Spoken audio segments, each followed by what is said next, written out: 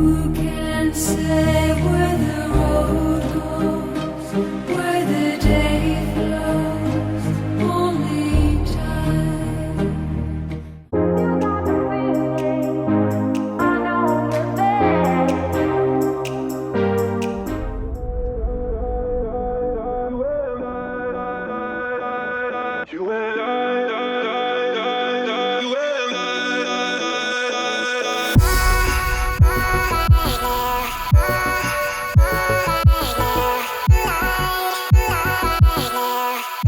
Hey guys, what is going on? My name is Chris, this is Boostbook, and welcome to another video. So today I want to talk to you guys about lowering your car and getting your fenders rolled.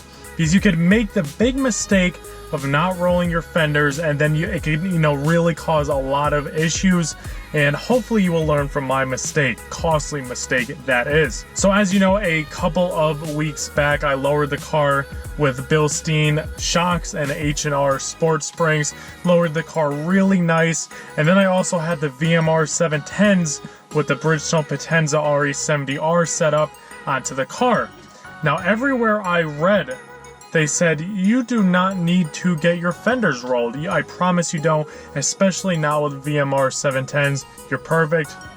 Keep going. So before we get into what actually happened, and I show you what happened, let me explain what fender rolling is if you do not already know what it is. To get your fenders rolled, you could do it, a couple different ways. You could take a baseball bat and start bashing the lip in.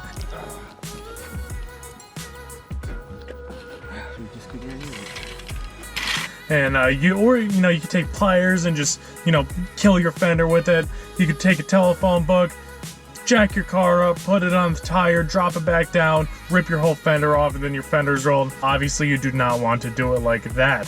What you do want to do, though, is either take it to a professional garage where they have a tool. What that tool does is, right now, the underside of your fender, right, you have your fender, your tire, then the underside of the fender, there's like an L lip. It's perpendicular like this. You have a little bit of a lip on the inside. It's not visible from the outside unless you stick your head underneath and look. So what actually happens is you have that L shape on the inside of your fender. Go ahead, take a look, guys.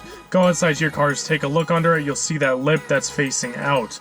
So what happens is that lip is restricting the amount of movement your tire can, bounce up and down over the roadway without actually rubbing on that and creating wear and slicing your tire and doing all sorts of bad things when it goes over bumps.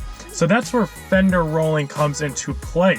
So what the goal for rolling your fender is to make that perpendicular type of lip, that L lip, into a V, or kind of into a sandwich.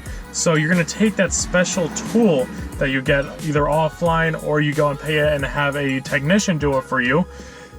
What is going to happen is you take that special tool, you heat up the inside of the fender and the outside of the fender a little bit, and it actually looks like a roller. As you can see, it rolls that lip up, and then when that L-shaped lip is up and it's in a V, what happens is your tire has more travel up and down, more space in the wheel well, and then there is no problem when you're going over bumps, no rubbing or no slicing. That is where my story comes into play then. What actually happened to me was I was told that you really don't need to get your fenders rolled with the H&R sports spring setup because it is a conservative drop, so you're okay, blah blah blah. So I got my VMRs, I got the Bridgestone Potenzas, put them on the car, and I was actually okay for a little while. I saw a little bit of rubbing, but it was barely anything. I didn't think it was a big deal, so I just kept going on.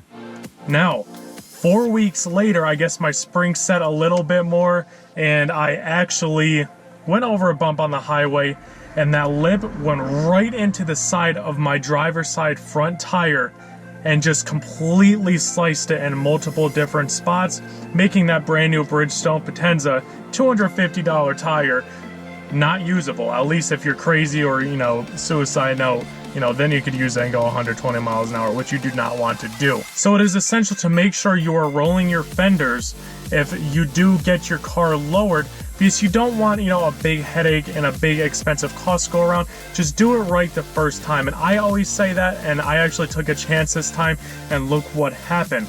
So what happened was I had to go ahead and take my VMRs back off, order a new Bridgestone, brand new Bridgestone Potenza RE71R, which was $250 right there.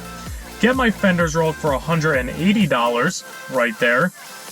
Then I had to get the tire mounted. So we are out here now at Coast Tire, finally on my lunch break. Coast Tire's right next door. Luckily, I'm able to just swoop on over here. They said they could take me really quick, and I literally just gave them the Potenza and the VMR, and they're switching them over right now. They love the sound of the car. They're like, dude, are you on stock KO3 still? I said, I swear I am. A lot of people seem to think that I am not. I guess because this car just spools loud. But yeah, let's get these VMRs all back on this S4. That easily costs almost $400 just because of a stupid mistake.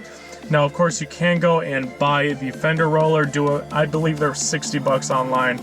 But I'm also, you know, I didn't trust myself doing the Fender Rolling for the first time because you could really mess up the paint. But guys, take it from my word, if you're going to lower your car more than an inch, or if you're going to lower your car at all, save yourself the time, save yourself, you know, the expense, the craziness. Get those fenders rolled. Now, if you haven't already, make sure you guys like, comment, and subscribe. We have tons more videos coming. This is the fourth video or third video this week. We're gonna keep rolling them out. Guys, once again, thank you for watching, and I will see you all in the next video.